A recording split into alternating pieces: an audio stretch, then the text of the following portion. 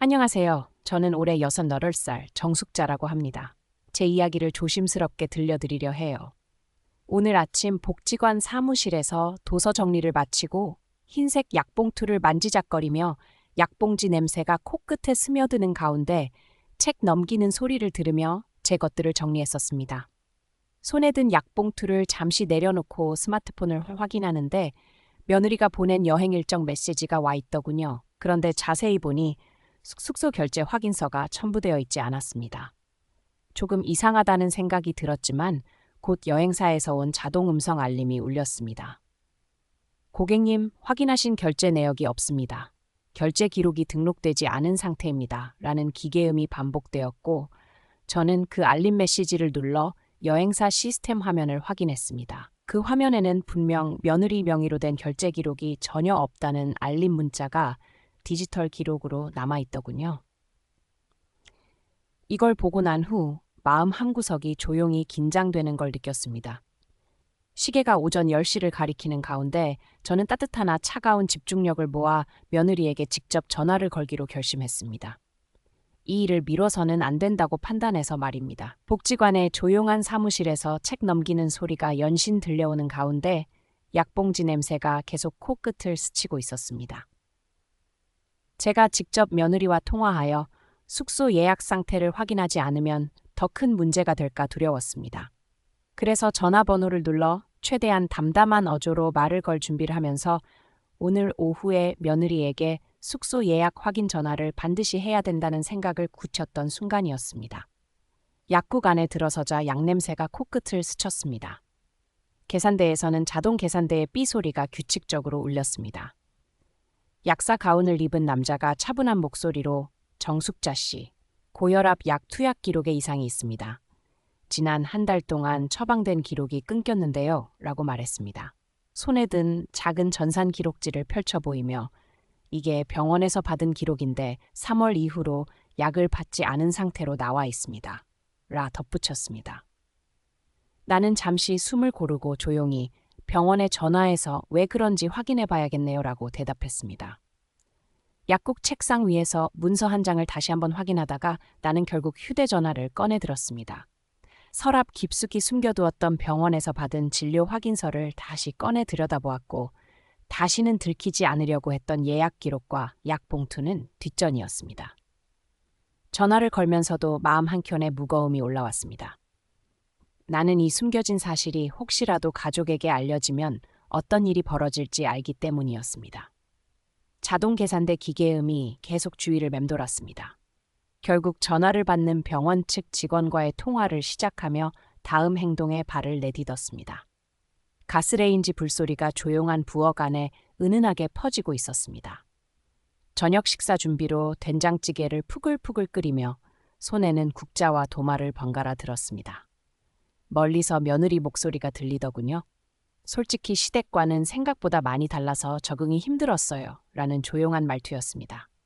방문문 틈새로 그 말들이 전해져 귀를 기울이지 않을 수 없었습니다.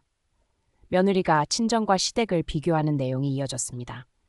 친정 부모님은 언제나 다 이해해 주시는데 여긴 자꾸 신경 쓰이는 부분들만 있어요. 라는 말이 느껴졌습니다. 가스불 앞에서 김이 올라오는 냄새와 함께 젓가락과 냄비 뚜껑을 만지는 소리가 조용히 울렸습니다. 나는 부엌 한쪽 서랍에서 아들 휴대폰을 꺼내 확인했습니다. 아들이 평소 녹음해 두었던 며느리의 음성 메시지가 있더군요. 메시지를 처음부터 끝까지 재생하며 시댁과 맞지 않는 부분을 여러 차례 토로하는 뉘앙스가 분명히 들려왔습니다. 그런 증거가 휴대폰 속에 남아있다는 사실을 확인하고 심호흡을 했습니다.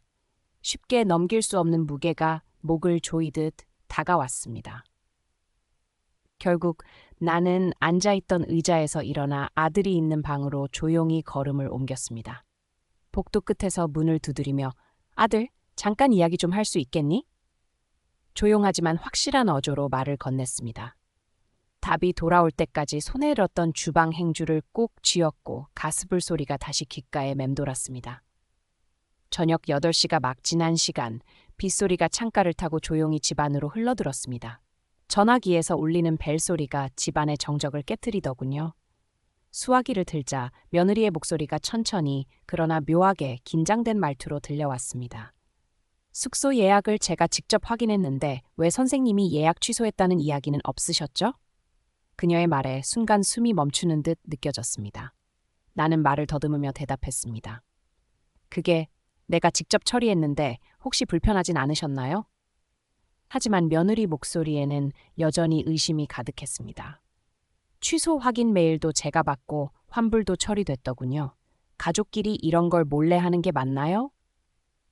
나는 차분하게 수화기를 손에 꼭 쥐고 서랍에서 예약 내역과 관련한 서류들을 꺼냈습니다. 찢어진 종이 위에 찍힌 날짜와 확인 번호가 분명히 내 손에 있었고 그것이 묘한 압박으로 다가왔습니다. 며느리와의 대화 속에서 숨길 수 없는 진실이 드러날 위기가 점점 커지고 있었습니다. 결국 나는 휴대전화 알림함을 열어 예약 취소와 환불 관련 문자 메시지를 삭제하기로 선택했습니다. 손가락 끝이 떨린 걸 느끼면서도 그 행위가 내일 있을 여행사 방문에서 반드시 불리하게 작용할 걸 알면서도 나는 알림을 완전히 지웠습니다. 통화를 마친 후에도 빗소리는 계속됐고 남편이 옆에서 묵묵히 뉴스를 보는 가운데 나는 내일 여행사에 가서 취소 내역과 환불 기록을 직접 확인해야 하는 현실을 피할 수 없다는 사실을 실감했습니다. 컴퓨터 키보드를 두드리는 차분한 타이핑 소리가 사무실에 은은하게 퍼지더군요. 서류 더미 옆에 앉아 냉방이 은근히 느껴지는 사무실 공기를 마시며 아들이 내게 다가왔습니다. 어머니, 저기 며느리한테서 연락이 왔어요. 그는 입을 떼며 조심스레 컴퓨터 모니터를 가리켰습니다. 화면에는 며느리에게 주고받은 메시지 내용이 떠 있었는데 그 중에는 내가 여행사에 다녀왔던 사실을 일부러 숨기려 했던 거짓말의 정황이 고스란히 담겨 있었지요. 나도 모르게 숨이 막히는 듯했지만 아들은 착실히 며느리가 제가 들은 내용에서 어머니가 거짓말했다는 걸 알게 됐다고 합니다. 라고 말하더군요. 나는 서류 더미 사이에서 병원 예약표를 꺼내며 손끝으로 문서를 만져봤습니다. 그런데 그 사이 며느리가 아들에게 보낸 문자 알림이 또 한 번 울렸습니다. 나는 텅 빈 마음으로 문자를 확인했고 그 안에 정숙자 씨가 말하지 않은 여행 문제에 대해 직접 확인하려 한다는 내용이 담겨 있었지요. 그 순간 나는 바로 결정을 내렸습니다. 서류들을 서랍 깊숙이 밀어넣고 전화를 집어들었습니다. 전화를 받는 목소리가 들려왔지요. 네, 정숙자 씨의 아들분이시죠? 며느리께서 연락드리라고 하셨습니다. 나는 한숨을 삼키며 차분하게 말했습니다. 그렇습니다. 이번 일에 대해 직접 며느리와 이야기하러 가겠습니다. 컴퓨터 모니터의 타이핑 소리가 잠시 멈추고 다시 힘있게 이어지며 사무실 냉방 냄새가 더욱 선명해졌습니다. 오늘 오전 11시 나는 며느리와 대면해 직접 사실 확인을 해야 하는 불가피한 상황에 놓였다는 것을 분명히 느꼈습니다. 7시가 막 넘은 거실, 낡은 전화기에서 삑삑거리는 신호음이 울리기 시작했습니다. 테이블 위 가족 사진을 먼지 털듯 바라보던 전 무심코 옆에 뒀던 커피잔을 들며 전화를 받았습니다. 아들의 낮은 음성 톤이 들려왔습니다. 어머니, 며느리랑 대화 좀 해봤는데 오히려 서로 더 불신만 쌓였어요. 집안 분위기 싸해졌어요. 그 말에 잠시 숨을 고르며 저도 조용히 대답했습니다. 그래요. 더 상황이 꼬이는 건 아닌지 걱정스럽네요. 그러던 중 아들이 말했다고 합니다. 그리고 조금 전에 집안 단톡방 녹취 일부가 친구한테도 유출됐어요. 인터넷에도 돌고 있고요. 저는 곧바로 스마트폰을 들어 메시지 알림을 확인했습니다. 의외로 가벼운 제목으로 올라온 단톡방 녹취 파일과 인터넷 게시글이 분명히 눈에 들어왔습니다. 내용은 조용했던 집안의 긴장감이 고스란히 담겨 있어 듣기 괴로웠습니다. 단톡방 대화 중 하나가 친척에게도 퍼진 상태였는데 그쪽에서 먼저 전화가 왔습니다.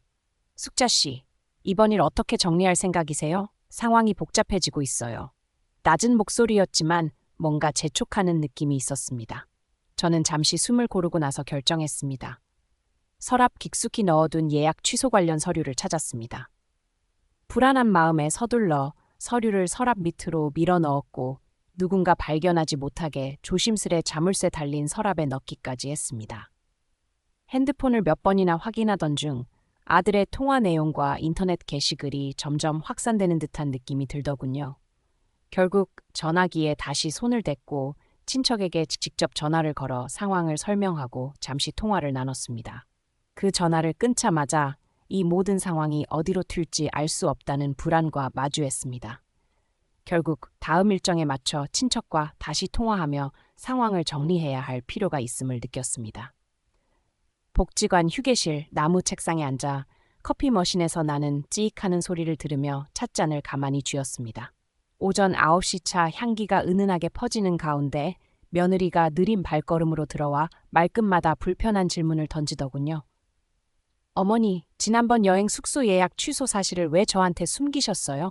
믿음이 깨진 느낌이에요. 그 말을 듣자 가슴 한 켠이 무거워졌지만 차분하게 대답했습니다. 그때는 상황이 여의치 않아 조심스러웠을 뿐입니다. 하지만 그 말에 며느리는 더 날카롭게 물었지요. 저한테 솔직하지 못하면 앞으로 어떻게 믿고 지내나요? 느린 말투로 대답하며 마음속 깊은 서운함이 느껴졌습니다. 바로 그때 복지관 담당자의 전자게시판 알림 화면이 내 스마트폰에서 떠올라 확인하였습니다. 숙소 예약 취소 건과 관련해 복지관에 보고된 문서와 날짜가 화면에 선명히 보였고 내가 숨기고 있다는 증거가 되더군요. 그 사실을 알고 나니 며느리와의 사이가 더 멀어지는 게 분명해 보였습니다. 결정을 내려야 했습니다. 침묵하지 않고 솔직히 알리자니 다음 가족 모임에서 더 큰 갈등이 예상되었고 숨긴 채 넘어가자니 증거가 남아 언제든 들킬 위험이 있었습니다. 결국 휴대전화를 꺼내 며느리에게 거짓 문자 한 통을 보냈습니다. 언제나 생각하고 있으니 조금만 기다려주세요. 그런 선택이 앞으로 어떤 결과를 가져올지 알 수 없었지만 불편한 상황만은 일단 피하고 싶었습니다. 차를 한 모금 마시며 며느리의 시선이 계속 나를 향하는 것을 느꼈고 머릿속에는 복지관의 조용한 나무 책상 위에 남아있는 알림 화면이 계속 아른거렸습니다. 이 일로부터 벗어나기 위해 나는 복지관에서 자주 보는 지인을 찾아가 조언을 구하기로 결정했습니다. 이따가 오후 3시에 복지관으로 다시 방문해 이야기를 나눠보아야 하겠다고 마음먹었습니다. 저녁 7시가 되자 부엌 안냄비와 접시가 부딪히는 소리가 정막을 가르더군요. 나는 천천히 찬장을 열어 저녁 반찬을 꺼내며 며느리의 날카로운 목소리에 귀를 기울였어요. 내가 친정에 갔을 때는 이렇지 않았어요. 시댁 부엌은 언제나 뭔가 부족하고 손길도 모자라요. 그 말에 나는 숨이 멎는 기분이 들었는데 음식 냄새가 코끝을 간지리는 가운데 며느리는 끝없이 불평을 쏟아냈습니다. 남편은 무언가 말리려 했지만 오히려 긴장만 더해졌고 아들은 조용히 스마트폰 화면을 쳐다보고 있었어요. 그 순간 그의 화면에 며느리가 부엌에서 내뱉은 목소리가 녹음된 음성 메시지 알림이 떴습니다. 나는 망설이다가 그 메시지를 눌렀고 선명한 목소리가 다시 한번 우리 모두를 얼어붙게 만들었어요. 떨리는 손으로 아들의 핸드폰을 직접 확인하며 나는 무심코 그 녹음을 지워야겠다는 생각이 들었고 서둘러 손가락을 움직여 삭제 버튼을 눌렀습니다. 이 선택이 가족 간 신뢰에 어떠한 파장을 일으킬지 알면서도 더 이상 이 감정의 소용돌이에 빠져들고 싶지 않았습니다. 아직도 부엌에는 찌개 냄새가 짙게 퍼져 있었고 남편은 어깨를 웅크린 채 조용히 있었어요. 나는 이제 아들과 이 녹음에 관해 직접 대면하여 진실을 확인해야 했습니다. 거실에 앉아 휴대폰을 만지작거리고 있었습니다. 차 냄새가 은은하게 퍼지는 오후 3시 진동 소리가 울렸고 화면을 들여다보니 가족 단톡방 알림이었습니다. 메시지 목록 끝부분에 아들의 이름이 보였고 눌러 내용을 확인하니 엄마가 며느리한테 그렇게 말했다는데 사실 아니야. 오해하지 마. 라는 문자가 있었습니다. 그러나 그 아래에 이어진 메시지 중에는 아들이 며느리와 나 사이에 생긴 일이 실제와 다르게 왜곡됐다는 정황을 담은 기록이 남아 있더군요. 몇몇 가족 구성원이 이 사실에 대해 이야기하는 모습도 캡처 화면에 포함돼 있었습니다. 휴대폰을 손에 든 채로 저는 천천히 숨을 고르며 주머니에서 꺼낸 전화기를 집어들었습니다. 목록에서 아들 번호를 찾아 눌렀고 차분한 목소리로 아들, 내가 우리 사이 상황을 누군가에게 다르게 얘기했다는 메시지가 있어서 전화를 걸었어. 라고 말했습니다. 한동안 기다리던 중 아들의 음성이 들려왔고 잠시 침묵이 흐르더니 그는 조심스럽게 무언가를 변명하는 듯 했습니다. 전화를 끊기 전 저는 마음을 다잡고 이 모든 것이 더 이상 미룰 수 없는 문제라는 사실을 절감했습니다. 휴대폰 화면을 보며 단톡방 메시지를 삭제하지 않고 그대로 두었고 다음 행동을 위해 다시 전화를 걸 준비를 시작했습니다. 오후 5시쯤 거실의 낡은 소파에 앉아 휴대폰을 손에 쥐었습니다. 소파 쿠션에서 은은하게 풍기는 오래된 섬유 탈취제 냄새가 코끝에 닿았지만 답답함에 그 기억마저 흐려졌습니다. 전화벨 소리가 울렸습니다. 번호를 확인하자 아들의 이름이 보였습니다. 바로 받으려 했지만 자동음성 응답으로 연결되더군요. 현재 통화가 불가능합니다. 잠시 후 다시 시도해 주십시오. 느린 말투의 기계 음성이 선명하게 들렸습니다. 전화를 끊고 다시 시도했지만 같은 음성만 따라왔습니다. 메시지 앱을 켰더니 읽지 않은 문자는 여러 통이 쌓여 있었습니다. 날짜별로 차례로 확인하며 부재 중 전화 기록도 급증한 사실을 발견했습니다. 아들이 계속 연락을 피하는 듯한 증거들이 화면에 드러나 씁쓸함이 밀려왔습니다. 조용히 휴대폰을 내려놓고 다시 전화를 걸려 했지만 마음을 다잡고 직접 만나서 얘기하기로 결심했습니다. 갑자기 실내 조명이 바깥 햇빛과 어우러져 망설임과 긴장감이 교차하는 오후였습니다. 노트북 키보드를 두드리는 소리가 거실에 고요히 울리더군요. 커피 향이 은은하게 퍼지는 가운데 휴대폰으로 가족 그룹 채팅방을 열었습니다. 채팅 화면에 올라온 녹취 파일과 함께 여행사에서 받은 숙소 취소 내역 사진이 선명히 보였는데 그 안에는 아들이 며느리와 나 사이의 갈등을 등을 덮으려 한 거짓말이 담겨 있었습니다. 그대로 소리를 눌러 들으며 상대방 목소리가 담담하지만 분명히 엄마, 그날 숙소 예약을 했던 게 아니라 취소한 상태였어 라고 말하는 부분에 얼어붙었더군요. 여동생이 전화기 너머로 조용히 말했습니다. 이거 우리 모두 사실을 알아야 해요. 순간 전화기 너머 채팅창에 한참 멈췄던 내 이름이 떠올랐습니다. 더는 숨길 수 없다는 압박이 몸을 감싸며 나는 서랍에서 여행사 문자 확인 화면 캡처 기록을 찾아 다시 한번 손으로 넘겨보았습니다. 화면에 찍힌 날짜, 시간, 취소 확인 번호가 분명했고 그 기록을 가족 모두가 직접 확인할 수 있었습니다. 나는 깊은 숨을 들이마시고 곧바로 며느리와 아들을 직접 만나 대화를 시작해야 한다는 결심을 했습니다. 화면을 켜둔 채로 전화기를 내려놓으며 저녁 10시 거실 안에 다시 노트북 키보드 소리가 잔잔히 이어지는 가운데 다음 만남에 대한 준비가 마음 한켠을 묵직하게 짓눌렀습니다. 밤 11시가 넘어가면서 나는 거실 소파에 앉아 리모컨을 들고 조용히 텔레비전을 켰습니다. 뉴스 자동 음성 방송에서 차분한 목소리로 오늘 하루 주요 뉴스들이 이어지더군요. 그러다 갑자기 상담 서비스 예약 마감 시간에 관한 안내가 반복되기 시작했습니다. 시댁과 가족 갈등 문제에 대해 도움을 드리는 상담 서비스. 예약 마감은 내일 오후 5시까지입니다. 뉴스 소리가 귓가에 맴돌았고 화면 오른쪽 아래 모서리에 예약 마감 일자가 선명하게 떠 있었습니다. 커피 향이 거실에 은은히 퍼져 있었지만 그 따뜻한 냄새가 오히려 마음 한켠을 더욱 차갑게 만드는 듯했지요. 나는 잠시 숨을 고르며 리모컨을 바닥에 내려놓은 뒤 휴대전화를 집어들었습니다. 화면 속 알림에 상담 예약 링크가 걸려 있었고 내일 오후 5시까지 예약을 완료해야 한다는 문구를 몇 번이고 다시 확인했지요. 무릎 통증이 살짝 아려왔지만 시간은 흐르고 있었던 겁니다. 나는 결국 예약 페이지에 접속하여 손가락으로 빠르게 몇 차례 눌러 상담 서비스를 신청했습니다. 예약 완료 화면을 보고 나서도 뭔가 마음이 놓이지 않았습니다. 만약 이 사실을 가족에게 알리지 못하면 다음에는 어떤 일이 벌어질지 알 수 없었기 때문입니다. 마지막으로 리모컨을 다시 집어들고 뉴스 볼륨을 낮추며 내일 오후 5시 전에는 반드시 상담 서비스를 예약해야 한다는 압박감이 더욱 크게 다가왔습니다.